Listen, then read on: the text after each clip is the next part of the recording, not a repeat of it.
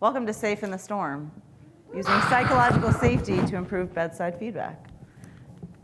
This is Julie Rice. This is me. Do you want me to actually give the whole thing? You know who I am.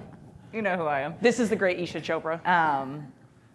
We don't have any relationship. We're not cool enough to be shockingly. paid by anybody other than our employers. So we're going to talk about a couple of things today in the brief time that we have with you. So we're going to define psychological safety and describe why it's important within the teacher-learner relationship, which all of you, even you residents, are engaged in every single day when you're on shift with your medical students and will in the future. We're going to appreciate psychological safety as an important component when you're actually giving constructive bedside feedback in order to make sure that your learners are receiving that feedback in the best way possible. And then we're going to describe 4 strategies, to increase psychological safety when engaging in bedside feedback conversations. But first, we're going to get into a little bit about psychological safety. This poor man has just suffered a very stressful shift. We all know what this feels like. We're there even as faculty after our shifts, sometimes feeling like this. And that is the moment that you remember that your program director and all the educators have told you, you need to give someone feedback. And you feel like this, and the learner looks like this, and that is definitely not something that you want to do at that time. You just want to tell them you did a great job. So this is something that we find ourselves in a lot, this situation. And Dr. Chopra and myself recognized that a lot of the skills that we were learning as simulation educators could apply to this situation. And that the work that we did to build psychologically safe environments and have really constructive learning conversations was something that would come in handy in this moment that we face after many, many, many shifts.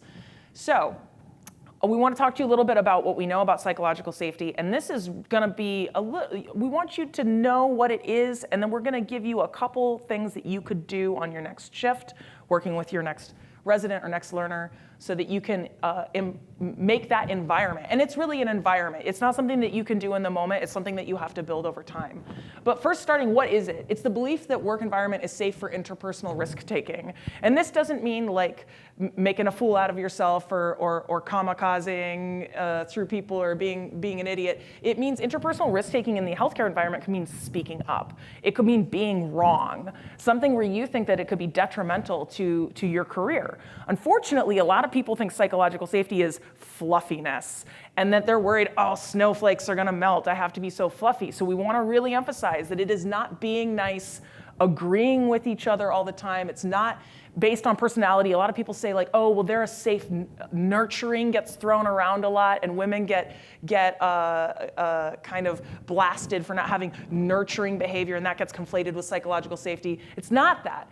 And it's not being comfortable with mediocre results. One of the things you're going to realize in some of our next points is that you actually have to have incredibly high standards along with a psychologically safe environment to get the results that you want.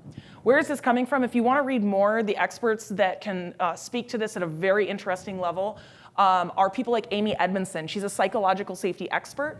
Her most recent book, The Fearless Organization, is fantastic, and she goes over her research in business, aviation, healthcare, and what the outcomes of a psychological safe environment is.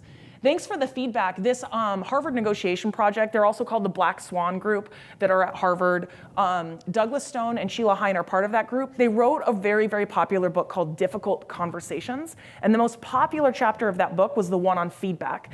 This book is pretty much taking that chapter and they expanded it into an entire book. And really, this book is about creating psychologically safe environments by teaching you how to receive feedback so that you can give it better. But really, the entire book, the underpinnings are on psychological safety.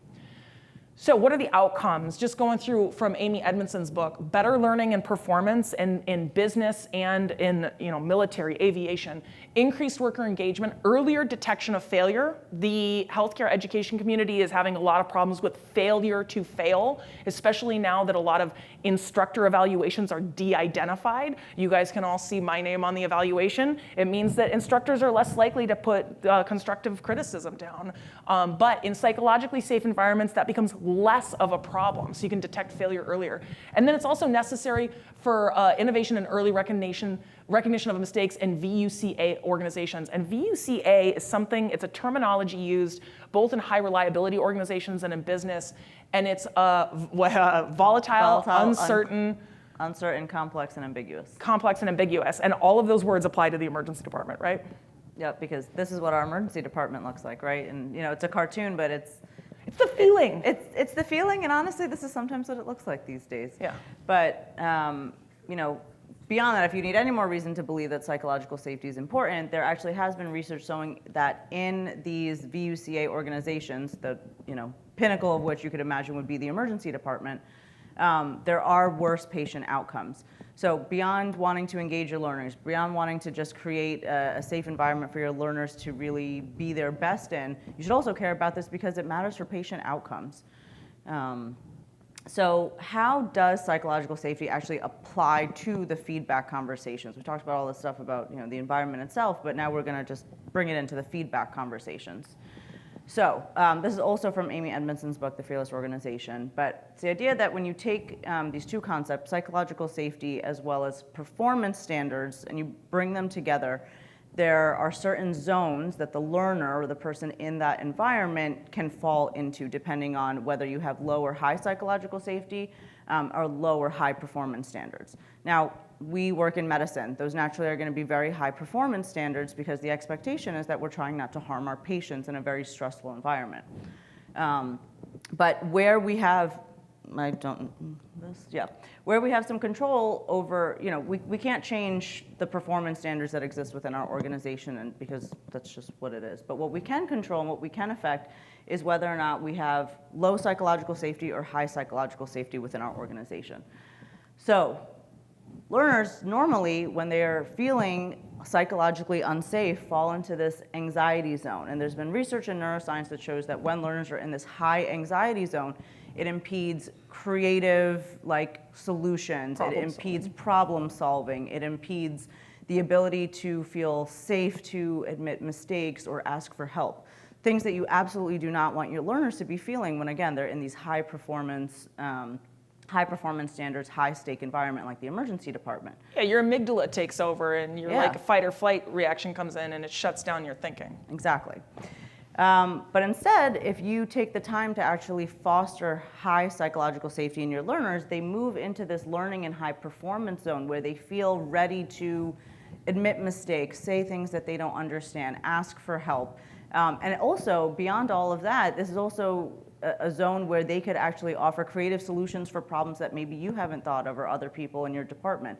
So all of this just, again, amounts to a better emergency department, better environment, and better patient care. Well, and quickly before we go on, I think some faculty also, and some educators, they don't want their resident to be in the anxiety zone. And so if they don't know how to foster high psychological safety, the way that they get people comfortable around them is to drop their performance standards. And you guys have all been around maybe an educator that has lower standards. You feel really comfortable around them, right? You're not going to take any risks. It's not risky. So they like hitting that comfort zone. They maybe they're okay with the psychological safety, but they drop their performance standards because apathy comfort is way better of a zone to be in than anxiety. That's the zone that they really don't want to be in. So that's why that happens a lot. But you want to keep those performance standards high. We need to make super people by the end of residency, and so that's why that psychological safety. You got to get them in that performance zone. Nope, let's just die. Did it die? Yep, going manual.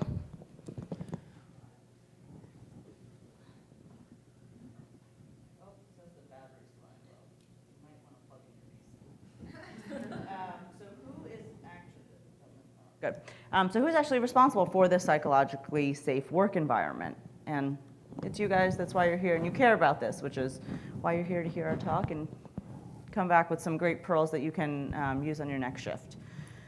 So the 4 steps that we are going to empower you guys to take with you and incorporate into your daily practice are listed here. We're going to go through each one of them quickly.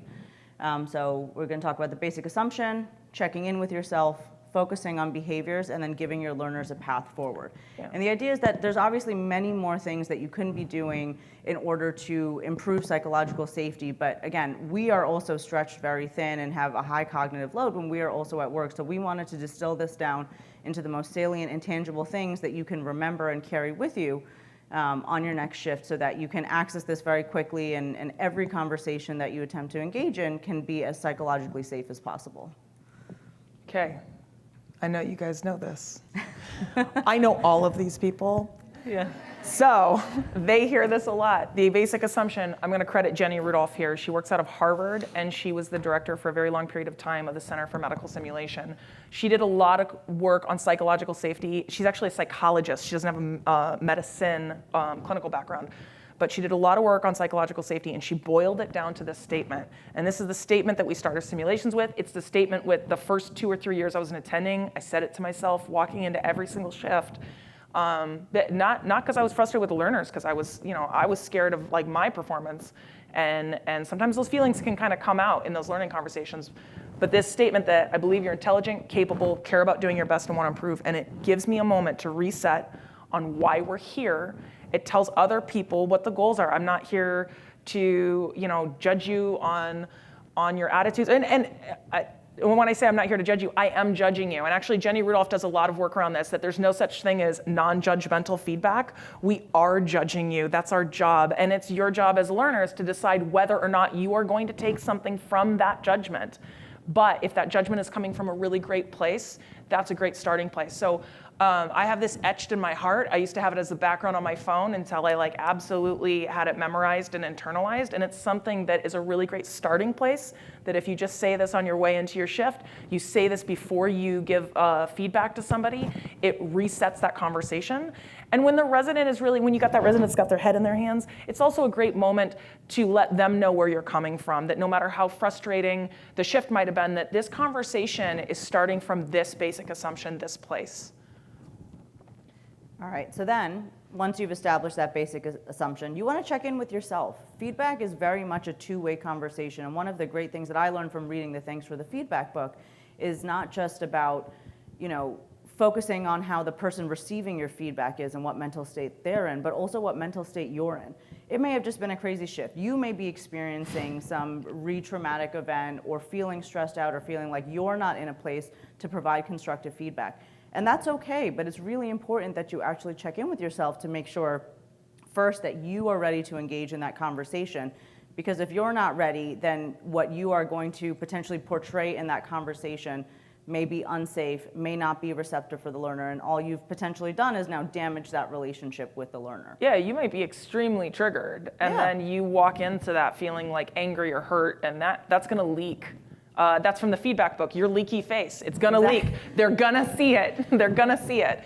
I find it's useful sometimes to just name it and say you know what, X happened, that was personal for me, I'm very frustrated, but I still value this, and I wanna have the conversation. And then if I start moving into a place that I just feel like I'm too vulnerable to go into, I'm like, we'll have to do this at another time. Yeah. But I think acknowledging that is like you say, model how to receive the feedback, model how to be in that conversation. I think a lot of us have experienced leaving a shift or leaving a patient encounter and not even being able to necessarily name the feeling that we're in. But I found that when I started actually asking myself okay, what am I feeling right now? What's triggering me? What's bothering me? I was able to get a better sense of it and then use that to then dictate how the rest of the shift or the encounter was going to go. But it's things like, Dr. Regan says this to you guys all the time, our program director. You want to check the HALT, the H-E-L-T. Are you hungry? Are you angry? Are you lonely? Are you tired, right? Because if you're in one of those situations, then it may not be the best time to engage in a productive feedback conversation. But most importantly, I think, and Dr. Rice and I, hopefully you feel we do this all the time, I think being vulnerable in this conversation, being prepared to be vulnerable, just like Dr. Rice modeled, saying hey, I didn't really feel great either. Let's talk about it. Let's see how that could have gone better. I think that's important because it then creates that two-way street again that feedback is, so that your learner wants to engage because they see you also modeling the behavior that you're trying to pull from them. Behaviorally anchor your feedback. So, how many people have ever gotten feedback on something that you absolutely didn't know how to fix? Well, you were too slow, or you poor leadership, or that was chaotic, and you're like, thank you, I don't know what to do tomorrow. So you need to, when you give feedback, and I have to write these down during shift, because sometimes I'll remember the impression that I had, but I don't remember why I had it. And the problem is that impression is mixed in with my bias. And so as long as you acknowledge, which I know all of us do, because of great work like people like Aaron and all the other great people working on this, we all have so much bias, you have to write the behavior. So then you can always share the concern. Like, I noticed that you showed up late, and my concern is that this showed you may not be valuing, or that this is a professionalism breach. And then somebody can say like, oh, no, I'm really professional, XYZ happened in my life. But they understand what your impression was. Also, they can decide whether or not they want to listen to that. They can hear what judgment I'm making, and they can know the exact behavior that led to that. So this has been helpful for me. I have a very direct and blunt communication style. And although I have not given it up, having feedback conversations with people that knew what they were talking about, I got a better idea of the type of impression I could give to people, and it allowed me to modulate things slightly so that I wouldn't get in my own way. Now, this doesn't mean that I change who I am, but I do understand how maybe in stakeholder engagement conversations or something like that, I can, somebody could have an impression that's not the one that I want them to have. So listening to those judgments are very, very helpful, but it's not, I can't do anything about it unless you told me what the actual behavior is. So when you want to give that feedback, what is the actual behavior that you saw? And then you can share what your impression was. And I think it's good to have that, just my impression. So behavioral anchoring. Yeah, and I think that phrase that you use, the I noticed, I'm concerned, Yeah. I think is very important, because again, you're removing it away from the learner itself, and you're trying to, in the sense that, oh, it's gone. That's okay. We're almost at the end. We're doing it. We're almost at the end. You're avoiding as much as you can putting the label or putting the bias or impression on the learner itself, but saying, hey, this is what I observed. Yeah. This is what I was concerned about. This is why I think it's important. And then lastly, so Number four. Number 4. I Going will along now with be that is your slide. Yeah, just Vanna White it for me. Yep. Huh? Yeah, it's wonderful. So now the last thing you want to do is actually give them a concrete path forward. So you just had this conversation, you essentially debriefed what went on, you identified behaviors that concerned you or were opportunities for improvement, but then you actually want to give them a concrete list of what it is they can work on. So if you notice that they were late to the shift and you were concerned that that affected their professionalism or their appearance of professionalism, tell them, hey, maybe you want to wear a watch next time or set your alarm 10 minutes earlier. It sounds silly, right? But lots of people struggle with things like this. When people hit traffic all the time, I'm like, so 15 minutes to allow for traffic and have your coffee at work instead of at home goes a long way. Giving them a suggestion. Providing them with actionable tasks. Like maybe next time on your shift, you want to have a piece of paper with you so that you can keep track of your tasks, right? And you don't want to overwhelm them and give them a list of 10 or 15 things to do, because that's just way too much, but giving them a list of 1 to 3 things of actionable items that they can work on. And then again, if it's important for you to then circle back and make sure that the next time you work with that learner, either you're checking in and making sure that those things that you discussed were improving, or if there's still areas where they appear to be struggling, you can then re-engage the conversation and find out how to ultimately help them improve. Yeah, and you leave it open too. You let them know hey, you might want to talk more about this. I'll make time to talk with you about that. And so let them know that this is a conversation that you just opened, and that as they reflect, you're going to have more time for them if they need it. So these are some of the ways that we think that just kind of 4 little things that you could maybe tweak or add or emphasize so that you can create these psychologically safe environments. So that you can build that culture. One last thing I always like to say: never tell somebody that they're in a psychologically safe environment. I go to so many lectures where people say, "This is a psychologically safe space." You can never tell somebody else when they are in a psychologically safe space. Please don't do that in your own presentations, and please point out to other people that I have been told by so many people that I was in a psychologically safe space in meetings where it absolutely was not. Other people get to decide when they are in a psychologically safe space. All you can do is try to create the best environment that you can. I know we are over time. And we have another presentation in 10 minutes somewhere else, so we are going to run away. Thank you for coming. Does anyone have any very quick questions that we can answer in 30 seconds? No. Thanks, guys. They'll get us later.